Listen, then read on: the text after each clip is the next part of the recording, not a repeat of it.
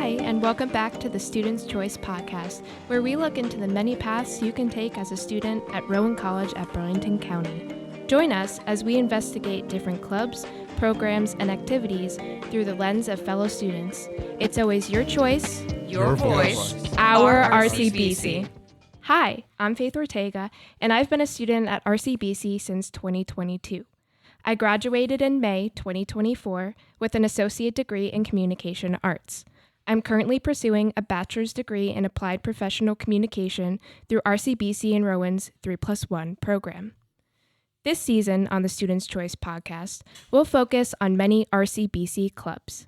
Rowan College at Burlington County has a collection of over 40 interactive clubs open to all students. From music club to computer science club to biochemistry club, RCBC truly has it all. To dive in, we'll talk with a different club's advisor and student leaders for each episode.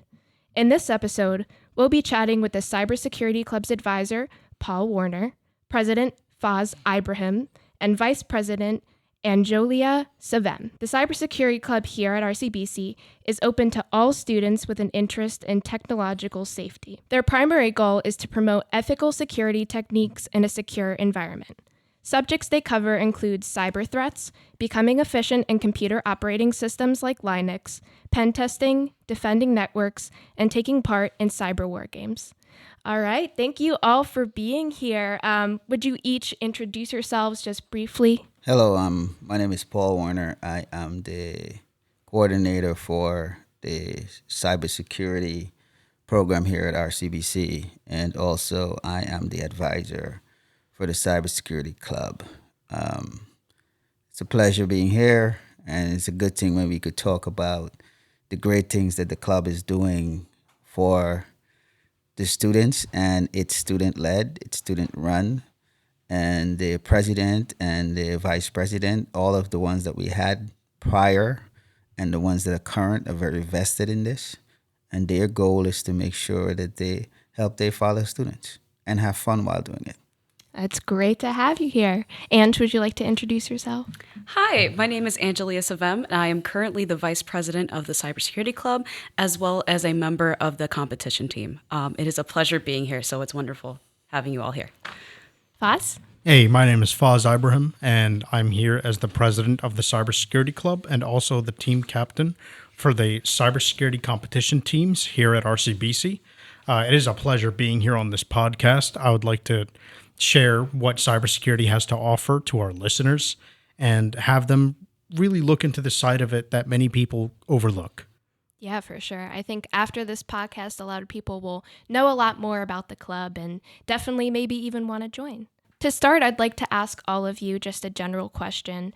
Why and when did your journey start at RCBC, and what has your experience been like so far?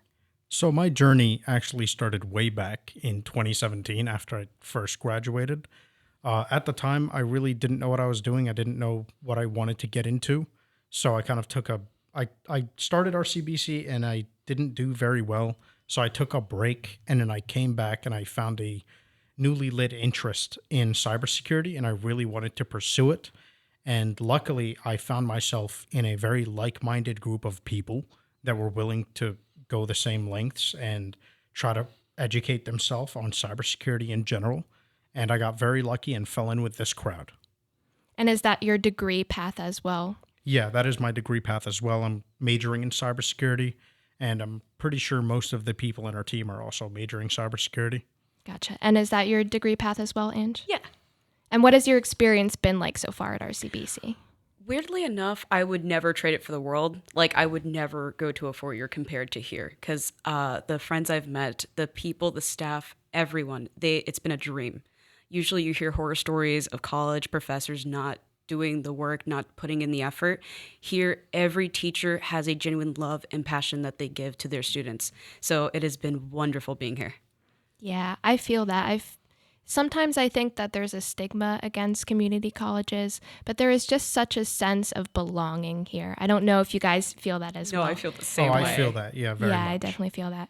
And what has your experience been like so far at RCBC? Well, I started here in 2017, and the program has journeyed a long way. We have a long way more to go. Our goal is, and when I started here, the goal is to have the RCBC cybersecurity program, the number one program in the country. We're now number one in the state. We've entered competitions. We've blown a lot of schools away that people would think that a community college would not do. The other thing is we have great students here, and one of my personal goal when I started here, I told our dean is the way people look at community colleges when they think of RCBC and what we do here, especially in our cybersecurity program, they'll think different. Yeah. And that has changed. The response we've gotten from students in all walks of life, from all over the world. I get emails from students all over the world how they would like to, come and join our cybersecurity program. And that is, to me, a testament not just of what myself do, but what the cybersecurity community as a whole does. And later on, we'll talk about some of the other things that we have implemented that has propelled us to where we are today. Wow. Really seems like we found a little hidden gem here at RCBC with the cybersecurity program and the club and everything. So this is more for you guys, but how important do you think extracurricular participation is for student success, especially you guys as students? I would honestly say nowadays it vastly overweighs just going to college because almost everybody has an associate's degree nowadays. Almost everybody has gotten some kind of education, but I feel like what people are looking for nowadays is that curiosity, that aspect that drives you to go further beyond just your curricular activities, just your schoolwork, and to go outside of that. That means that you actually have a passion for what you're doing, and that's what people care about, especially for us chasing these competitions. The first one that I ever did, I didn't even know what I was getting into. It was just kind of brought up as a suggestion in the middle of class by Professor Nabil Beg at the time. He just brought it up and he said, hey, there's this competition. If you want to participate in it, go ahead. And I just jumped into it. I didn't even know what I was doing, but we got 17th place in that first one ever. And it kind of lit a fire under me to do better because I wanted that score to be higher. I wanted to do better. Right. So it's kind of feeding your passion. Yeah. What about you? So I agree with Faiz on that of it almost overweighs the education. The education here at a college is very, very important, but it does depend on the community that you do join. Because like Faiz said, you need that passion. You can get a degree and sometimes you're not even into it. You don't feel the passion, the love, the willingness to learn. And that's what companies are looking for. That's what employers are looking for. So by coming here and having a place, a community to be in, that's such a powerful thing. Yeah, it's definitely gotten me to be more driven. And I feel like I speak for the team when I say watching each other work hard on something or try to figure out an issue together drives us all to do better and drives us all to learn more. It's not fun just learning at RCBC or anywhere by yourself. You want to be with people. You want to be with people who share those passions, who want to get into the same kind of degrees as you, and they do the same kind of work, and you can kind of share in the accomplishment when you do accomplish something together. Right. Do you feel like being a part of the club like you have has helped maybe making friends as well? 100%. Oh, of course. Yeah. Not just friends, but they almost feel like family now. Yes. Like I can't really think of a life without my current team and the current people that I have in my, with my friends. It's kind of not the same without them ever. And the experiences and memories that we've had, they're priceless. Mm-hmm. How do you feel extracurricular participation is important to student success, Paul? So one of the things I'm going to add here is what did RCBC and President COC and the team here at RCBC that helped foster for us to have what we have and for the students to be able to give the testimony that they're giving. And one of the things that we did here is that we completely, like I said, it was a journey. We completely revamped the entire technology classroom here at RCBC. Um, One of the things that the team has that we talk about all the time, and even students from other colleges, once they interact with them, always says that we don't have what you guys have. And one of the things that we have real world equipment. The students do cloud courses, but if a student wants to work on a real firewall, the club, they have a room, they go in, they could practice working on a real firewall. They could practice working on a real server. They could practice doing actual cabling. We have all the equipment, all the necessary tools that you could have that will help propel you, not just in cybersecurity, but in networking, in programming. So we have hands-on. When we talk about hands-on, we give hands-on, not just in the classroom, but they have it to use as extracurricular activity. Currently, they do the Cybersecurity Club on Fridays. Yeah. I stopped in there on last week Friday, and they were actually doing cabling workshop. Yeah, I was just about to bring that up. They were teaching their fellow students how to do cabling. So the Cybersecurity Club is not just about you showing up, you join a club. They help you with classwork. So if somebody need extra help with something in class, the club assists them. If somebody's going for a job and they need to get some skills in understanding a server or ESXi or a firewall, they could stop into that room and get the help they need. So the club help facilitates a lot of this.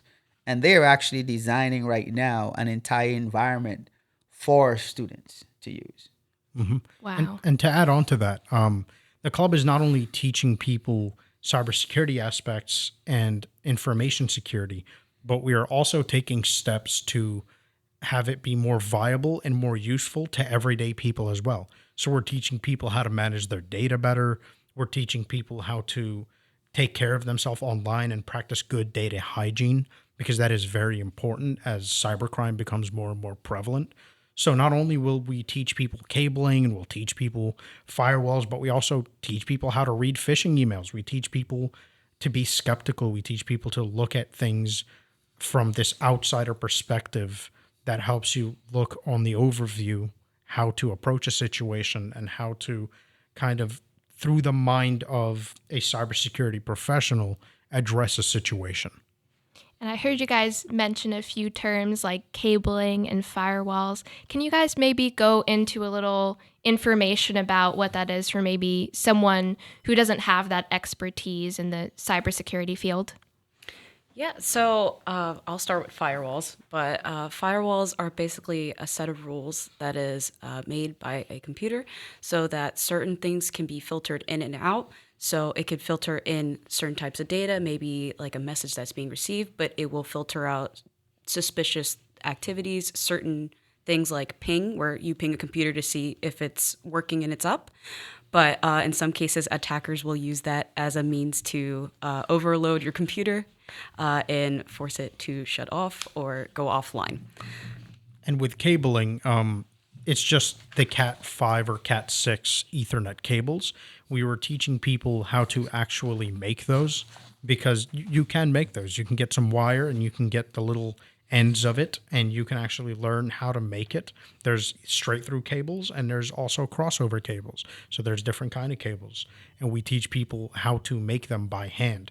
We had everybody sitting together, cutting cable, making a mess, but it was really fun. We got to do it. We got to test out the cables and see that they work. And they're just like the same cables that you would see at your home, connected to your router, connected to your computer.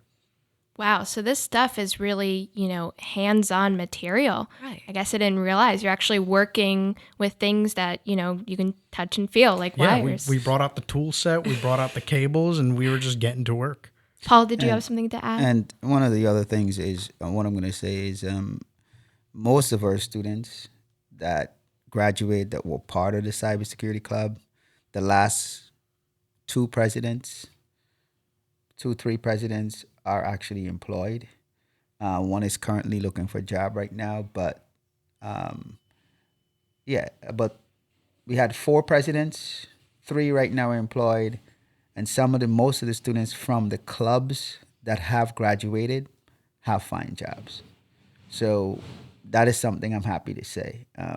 So the skills that they're learning is transitional. You could actually take it to the real world and actually do the job. So when you go to a job site and somebody says, "Hey, could you pull me a cable? Could you make me a cable? Could you jump on that firewall?" They can do it, and they has limited transition to training because they're learning the skills here before they step out there. Yeah, one of the people that we actually had help us with the cabling project that we were doing together was someone currently employed in one of the Burlington County government facilities, and they actually do that stuff all the time. So they were able to kind of guide us through the process and teach us some of the little tips and tricks that they use to get it done. Wow. So this is really a tool you could use if you're in this degree path and you want to get ahead, you want to get experience so that you can get a career in this field easily and have that experience before you've even started. That's Right. absolutely true. And that was the original idea of the Cybersecurity Club. The first president, his goal or his intention was to get a group of students together with the same with skill set and anything that they wanted to learn, to give them the opportunity to learn different things, because he was seeking knowledge and he didn't have all the knowledge, but there were other students that had the knowledge. So he was like, you know what, Professor Warner, can we start a club? And this was all the way back in 2017, 2018. And that's how the club formed. And those guys took it, and then we had women. We have a lot of women now that are part of the club. We have alumni that actually are part of the club when they graduate. They still drop in. They still drop they in. still and show up. They still show up. So it's not just students that are here; it's past students, Yeah. and we're working on making sure that we incorporate that, and that's why they're building a platform now that's gonna help incorporate all of those students that graduated 6 years ago, 7 years ago, and then we could bring all of those students back, and they could help foster, the type of energy and relationships that could help current students now get jobs out there and interact and all those different things. Yeah, and Right. and like Paul said, how it started, it's a bunch of like-minded individuals, a bunch of people in cybersecurity who got together and shared their knowledge. And I wanted to not only continue that, but I wanted to really expand the club to be more appealing to just the average person as well, so that anybody can get some kind of use out of it. Anybody that shows up to our club, nobody will be left in the dust, or nobody will be sitting there asking questions or not knowing what's going on. Everything is explained very, very tedious on the details. We make sure that everybody is caught up and everybody's at the same level. And we try to make sure that when we're going through these projects, everybody's following along, and that even the average person can gain some kind of information that they can actually go and apply in the real world, in the real time, in the real life, towards their life. I think what's wonderful about the club is that it really is for any age. Even if you're an alumni, even if you're a current student, regardless, we have a Discord server that we open to anyone. And it has all the resources for careers, for if you want to make your own virtual machines, if you want to play around with it, ways that you can navigate through the internet regarding how to get these tools, all of that. So I think it's a wonderful thing for the club overall. And they do have a lot of resources. Yeah. One of the things I'm proud of is because if in this field you have to know how to go out and get stuff on your own and figure stuff out on your own, and the club also facilitates that. It helps give students the ability to be able to research and do a lot of things on their own and be able to cipher through attacks and all the cool stuff that they do. And one of the great things about the club is this is where the actual, I call them the dream team or dream team or cybersecurity dream team, competition team actually derive from. So the team actually practice a lot of the skills they do during club hours. So they build and they test and they do everything during club hours. So you're not just coming there. And then the other thing I see that they do a lot of, because I drop in, a couple of times, they play games. Yeah, we play So games together. it's not just, it's just technology stuff and no. you just go in there and burn your head and, no. They go promise in it's not a there, lecture. they play games. So when you go there, it's a fun, it's, even if you just want to relax, you just go to the club. Yeah. When they finish, you just relax and play games. They were playing Uno, I think it was. Yes. Yeah, Uno. To me, it really feels like once you're in the Cybersecurity Club and once you're a part of this like big friend group, is how I see it. You're not really out of it, because even alumni are still coming back and hanging out with us. We got 3 alumni up in the room with us playing games, and sometimes we hook up the Switch to the projector and we'll play Mario Kart and we'll play all these kinds of games. I'm also thinking about opening up a Minecraft Cybersecurity Club server, because I can run servers and I will actually teach people how to also run their own servers. There's a lot of skills that you can learn, and there's a lot of fun that you can have when you're in a Cybersecurity Club. It doesn't have to be directly tied to cybersecurity. As long as you're having fun and you're enjoying the community and we talk about it a little bit, it's for everyone. Yeah, we do really want to open up to everybody and just have, because I really do believe that even the average person can benefit so much from just knowing a little bit more about cybersecurity. Absolutely. Right. So it's a little bit of both. You're having fun, you're learning, and you're gaining experience. It's like And making a 3 friends. in 1. It's probably the most important one. Yeah. So I know, Faiz, we were talking about this a little bit the other day, but for the listeners right now, are there some tips that you can give them about staying safe online and in the real world? Oh, of course. I could go about this all day. Ange knows. So one of the biggest tips that I give people is, let's say you are signing up for an account and they ask you the 3 security questions. Everybody gets the 3 security questions. Don't put in actual information there. Let's say you have a dog. Let's say the dog's name is Floofy, right? And so you put Floofy, your beloved dear dog, as one of the security question answers. Now, let's say an attacker is trying to gain access to your account. They see those 3 questions. They can phone in home. They can find your number. It's not that hard to find people's numbers.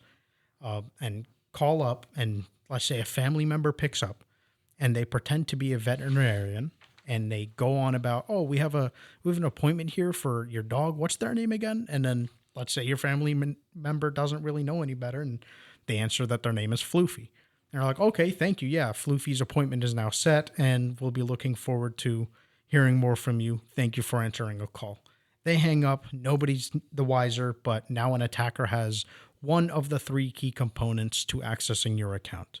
All they would need is 2 more answers, which are usually pretty easy. It's something like, where are you born, or what is your father's name? And these are questions that I believe people should be answering wrong, with made up answers that only they know, as opposed to publicly available information that people can get pretty easily. Right. There's also another one where I would urge people to use a comma in their passwords, because when a data breach happens, all of this information, the accounts, the passwords, they're dumped onto a CSV file, and it is used in Excel. And what commas do in Excel is they kind of shift the part to a different cell. So let's say you put a comma in the middle of your password. Now half of your password is in a different cell, and the next password is cut off weird into your password. And then so it messes up the entire document.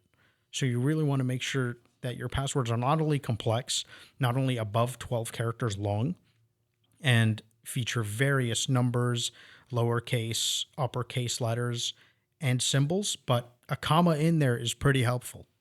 Wow. The comma one, I will say, I would have never thought of that in a million years. I think that's really cool. The first one you mentioned with putting false questions, that's such a common sense thing, but I have 100% made that mistake. And I bet that's, gotten even worse with social media. Like you were saying, you could call the house, ask for the dog's name. It's probably not even that hard. Yeah. If you have like an Instagram, a Facebook, and you're posting your cute little dog, they can just find it there. They can look it up on the internet. That's Exactly. actually a way that threat actors, it's called social engineering, where they will use pieces of your social media. They'll call you up, like Faiz was talking about. They could say that it's a dog's appointment. In reality, they're just trying to get that information to put it into your security question. And Right. one of the other things is use a sentence as your password. It's hard for anybody to guess a sentence. It is. So And I would that's the also one of the say, things we encourage. And a sentence would easily give you over 12 characters. yeah. Right. And I would also say use, like, I know it's hard for some people to memorize the same exact, like, I know everybody uses the same password for multiple things. We can get that out of the way, right? Yeah. We can come clean with that. But what I would suggest is at least use a different variation of that password. Maybe change up a certain letter into a symbol or change up. So it's kind of okay in a sense, because I know it's hard to compromise between use a different password for everything or use one password for everything.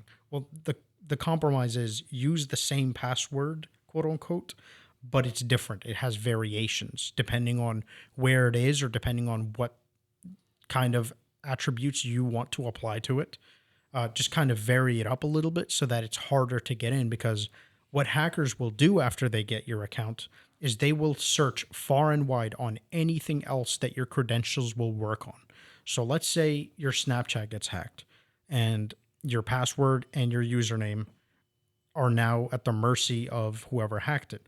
They will take that information and they will try it everywhere else. Facebook, Instagram, banks. They will try your information everywhere else to see what other access it can give them, because that's what is called lateral movement, where they will actually move from account or service to actually try to get more on you. Wow. So it seems like when you're thinking about passwords, choose something that, isn't associated with you, can't be searched for you. And I think the, you know, advice you gave about doing a phrase is actually really smart, because you could just do like a silly little phrase, only you know about, and no one would guess that. Right. To add on to that, also using two-factor authentication. You know, when you go into Google and they're like, is this you? We sent it to your Gmail. So you can press like yes or no. Having that enabled, as well as having an authenticator app.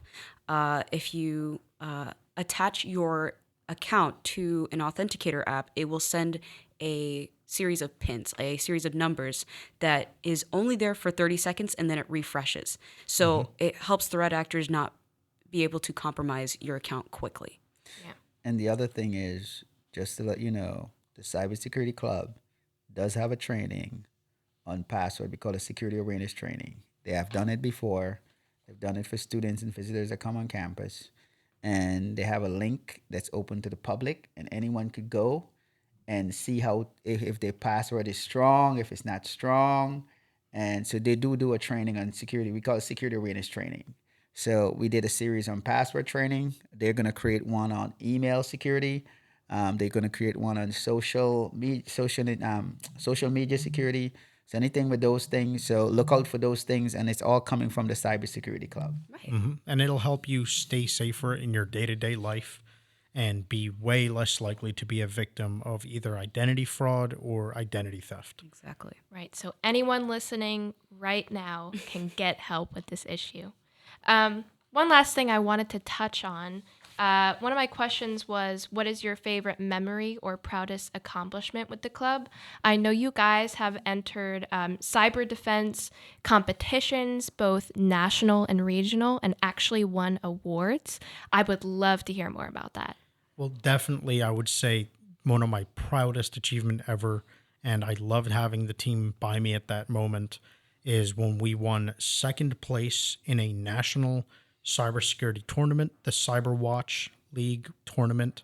And we were there all together, and we were just all having the best day of our lives. This is our work has come to fruition. This is hours and hours of practicing and working together and doing drills and staying up cramping the night before. Like, this was a lot of stuff that we put energy and effort into, and we were watching it finally prosper and watching it finally become something bigger than just us. Like, at that point, we knew that we've kind of crossed a certain threshold to where we feel like we're doing a good job. I have the same exact pick, where it really is our competition memories of being first in regionals for the same competition, as well as being second in nationals. Again, I say this all the time, community is everything. So when we heard that we got first and second, it wasn't just about winning. It was more so of like everything we've done together, everything we've built up to this moment actually paid off. And us sticking together really just had us push through. And I try to harp on this all the time that community is so important, especially being in a college, because I would never give up the friendships and the bonds I've had.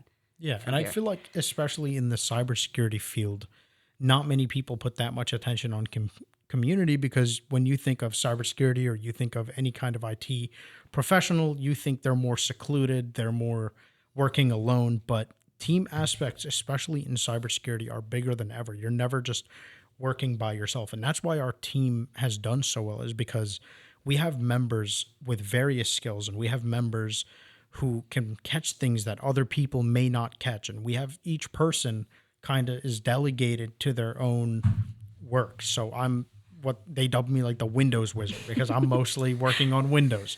We got the Linux legend over here, Ange, because she works a lot with Linux. So every single person has like their own delegation. My friend Roy, he works a lot in firewalls. He knows more about firewalls than any of us. And we dub him the firewall fiend. Like, that's what he does.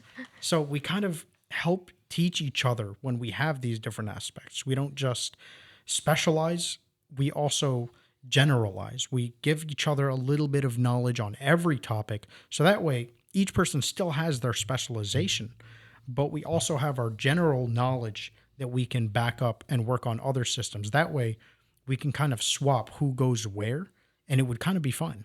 Right. We did that at the competition, actually, Yeah. where we weren't like, for our cyber defense competition, we weren't all just sitting down. We were kind of just rotating everywhere of like, hey, can you check this out? Oh, it's actually this. And you're like, oh, thanks for the second look. So it's having that bond is so good, because you can just really have another person right behind you, just Yeah. support I you. think we were one of the only teams that I've noticed like kind of getting up and shifting around a lot Yeah. more than the other ones. I think at a certain point, one of the instructors like told one of our teammates to like sit down in a chair. And Yeah. we were like, we're helping each other out. We're working as a team. We're working as a unit. And even though we had Discord open to communicate with each other, it was more efficient to just kind of move over and just show this person that. And that's why you'll notice that the Cybersecurity Club is not really available online with our meetings, because we really do prefer people show up in person and learn this stuff in person, because some stuff you can't really show or communicate through a screen. Right. I think that is a big difference too, just seeing people face to face and truly making that connection, whether it's just for friendships or networking. It really is a big difference Yeah. rather than being online. Yeah, and it feels amazing, that moment that we all found out that we were second place. We all just jumped up in joy, and it was just so hype, and we were so happy. And it was just like a group of friends that made it. That's what it felt like. It was like, when we heard that we won, it wasn't like we won. It was more like, we're all hugging right now. We gotta group up and we gotta do a big hug. And we realized we that did. We we did. did this in front of like other competitors, and I was I like, I'm so squished sorry. everybody. That some people they got scoliosis. Wow, that sounds like such an incredible moment, honestly. Just lastly, to wrap it up, if you could tell a student why they should join the Cybersecurity Club today, what would you say? I would say join Cybersecurity Club, just not to be just aware, but just to like see the community that we have here. So it is Cybersecurity Club is about cybersecurity, but it also is like fostering a community and just It's making about sure. you. It's about community. And it's Exactly. about you. And the other thing that I would like to add on top of that is Cybersecurity Club is not just a place to learn. It's a place to have fun. It's a place to make memories. It's a place to have experiences with other like-minded people, regardless of what major. We have people who go to other majors, or we have even people who don't even go to this school anymore. Like we said, alumni who still attend the Cybersecurity Club. And we're getting more and more people that are outside of the career field because they realize information security is important, but having fun is just as important. And each member of the team, I would say, provides a certain chaos to the group. I don't know how to exactly explain it, but it's like in a good way. It's like a fun kind of way. And it's awesome just being around the people and just feeling like it just clicks. Right. It was funny because it transferred so well that even in our competition, one of the people handling the competition came up to us and went, "You guys are the funnest team we've ever had." So we're all very chaotic, and if you want to come in and join the club, you can be chaotic too. Just you're good to join. Any last words? And they said it best. It's a community, and that was the goal of the club. And I'm happy that the students, not me, the students are saying it's a community. Right. And what I'll say to anybody is, if you want to have fun, you want to learn, you want to kick back and laugh. I've seen students that come to this club that never used to speak to anybody. I've been teaching here for over 7.5 years, and some students they would sit all by themselves. And as soon as they got into the club, it's like a whole different atmosphere. They're talking, they're laughing, they're chilling out. They come and say, "Hey, Professor Warner." They coming into class giving me a pound that never given me a pound before. So again, I'm very proud of what, past presidents, current presidents, and we are looking to actually build this and take this beyond what we have here at RCBC. We want to get more individuals, people from the community involved, coming in and being part of this club, because it is a community. And I'm happy that we have achieved that, but we need to maintain it and continue doing it. Right. So thanks, guys. Thanks for the work you do. Thanks to all the past presidents. I'm very proud of you guys. I am very proud of them. So as a faculty, as a representative of the school, and I speak not on behalf of just myself, but the dean, the associate dean, the president, the board. They've presented to the board. We're very proud of them, and thank you guys. I remember actually the day when we got second place. We called Professor Warner, and I've never heard him get so loud in my life. Like, don't get me wrong. When he teaches, he's pretty loud. You can hear him from outside. You can get a free lecture, actually, if you're in a tech building at any point. If Professor Warner's teaching, you get a free lecture on all floors. He's pretty loud. He goes on about it. He's passionate about it. It's awesome. But that day on the phone, he was so loud. It was amazing. And it felt like this, I look up to him a lot. I respect him a lot. I really want to be more like him when it comes to cybersecurity. So having him be proud of us, that felt like one of the biggest achievements ever.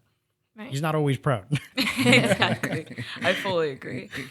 So if you're out there and you're thinking about joining the Cybersecurity Club, it's a really exciting, fun experience, it sounds like. If you just want to learn, if you want to gain some experience, or if we you have just... food sometimes. Or if you want to have a snack, I guess, or we have food hang out guys. and Come have on. some fun. Who says no to food? No alcohol, no alcohol. No alcohol. Don't worry, no alcohol. Fine. There is food. We bring in snacks. We bring in cookies. Yeah. It's a fun time. It's a polite fun time. Exactly. Yeah, it's a polite fun time. All right, so thank you for listening today as we learned about the Cybersecurity Club. You can find more information about them through the Student Clubs and Activities tile on your Baron One account. You can check out the Students' Choice podcast at rcbc.edu/podcasts or wherever you get your podcasts.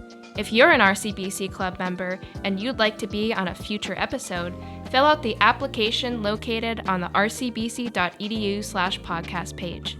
I'm Faith Ortega, and remember, your choice, Your voice, our RCBC.